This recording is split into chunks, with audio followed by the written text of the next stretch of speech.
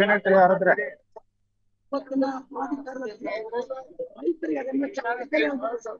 ರೈತನ ಜೀವಂತವಾಗಿ ಸಮಾಧಿ ಮಾಡ್ಬಿಟ್ಟು ಸರ್, ರೈತನ ಜೀವಂತವಾಗಿ ಸಮಾಧಿ ಮಾಡ್ಬಿಟ್ಟು ಮೇಲ್ಮಣ್ಣು ಮುಚ್ಚಿಬಿಟ್ಟು ಸಮಯ ನಾವು ದಯಮಾಡಿ ರಾಜ್ಯದ ಮುಖ್ಯಮಂತ್ರಿಗಳಿಗೆ ದಯಮಾಡಿ ನಾನು ಆಗ್ರಹ ಮಾಡ್ತೀನಿ. ಪ್ರದಕ್ಷಿಣ ನೀರು ನಿಲ್ಲಿಸಿ.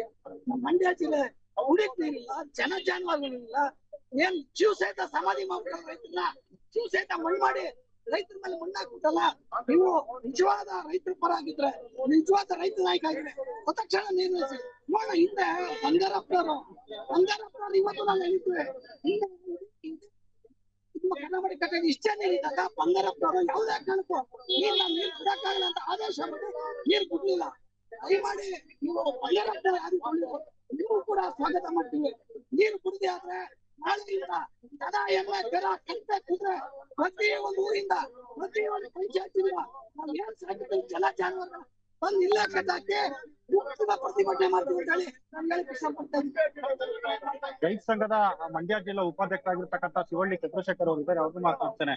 ಸರ್, ನಿರಂತರವಾಗಿ ಕರ್ನಾಟಕಕ್ಕೆ ಈ ರೀತಿಯಾದಂತಹ ಅನ್ಯಾಯ ಆಗ್ತಾನೆ ಇದೆ. ಏನಿಲ್ಲ ಜೂನ್ ಜುಲೈ ಬಂತು ಅಂದ್ರೆ ಈ ರೀತಿ ಅನ್ಯಾಯ CWCS ಏನಿದೆ, CWME ಏನಿದೆ, ಇವೆಲ್ಲ ತಗೊಳ್ಳುವಂತ ಟೈಮು ಈ ನಿರ್ಧಾರ ತೆಗೆದುತ್ತದೆ. ನಿಜವಾಗ್ಲೂ ಅವರು ನಮ್ಗೆ ಮರಣ ಶಾಸನ ಬರ್ದಂಗೆ.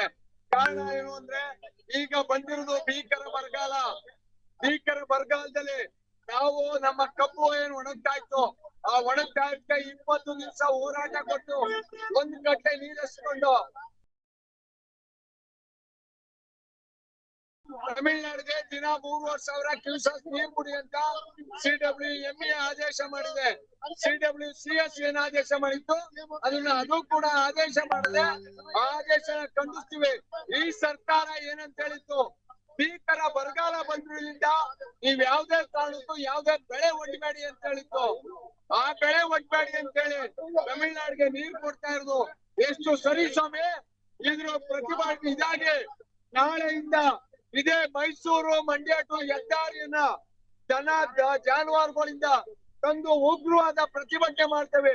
ಈ ಕೂಡಲೇ ಎಚ್ಚೆತ್ತು CW ಏನು ಆದೇಶ ತಗೊಂಡಿದೆ ಅದನ್ನ ತಕ್ಷಣ ಹಿಂಪಡಿಬೇಕು ಅಂತ ನಾನು ಈ ಮೂಲಕ ಅದಕ್ಕೆ ಎಚ್ಚರಿಕೆ ಕೊಡ್ತೀನಿ. ಪ್ರಭು, ಇದಿಷ್ಟು ಏನು ರೈತ ಹೋರಾಟಗಾರರು ಮತ್ತೆ ಕನ್ನಡಪರ ಸಂಘಟನೆಗಳ ಮಾತಾಗಿರ್ತಕ್ಕಂಥದ್ದು, ಏನು ತಮ್ಮ ಆಕ್ರೋಶವನ್ನ ವ್ಯಕ್ತಪಡ್ತಾ ಇರ್ತಕ್ಕಂಥದ್ದು, ಏನು CWRC ಕೊಟ್ಟಿದ್ದಂತ ಆದೇಶವನ್ನೇ ಮರು ಆದೇಶವಾಗಿ ಪರಿಶೀಲನೆ ಮಾಡದಂತೆ ಏಕಾಏಕಿ ನಮ್ಮ ಮೇಲೆ ಈ ರೀತಿ ಒಂದು ಆದೇಶವನ್ನ ಹೊರಟಿರ್ತಕ್ಕಂಥ CWME ವಿರುದ್ಧವೂ ಕೂಡ ತಮ್ಮ ಆಕ್ರೋಶವನ್ನ ಹೊರಹಾಕ್ತಿರ್ತಕ್ಕಂಥ ಮಂಡ್ಯ ಜಿಲ್ಲೆಯ ರೈತರು ನಾಳೆಯಿಂದ ತಮ್ಮ ಹೋರಾಟವನ್ನ ಮತ್ತಷ್ಟು ತೀವ್ರಗೊಳಿಸುವಂತ ಎಚ್ಚರಿಕೆಯನ್ನ ಕೊಡ್ತಾ ಇರ್ತಕ್ಕಂಥದ್ದು. ಪ್ರಭು, ಥ್ಯಾಂಕ್ ಯು ಶಶಿಕುಮಾರ್ ಮಾಹಿತಿಗಾಗಿ.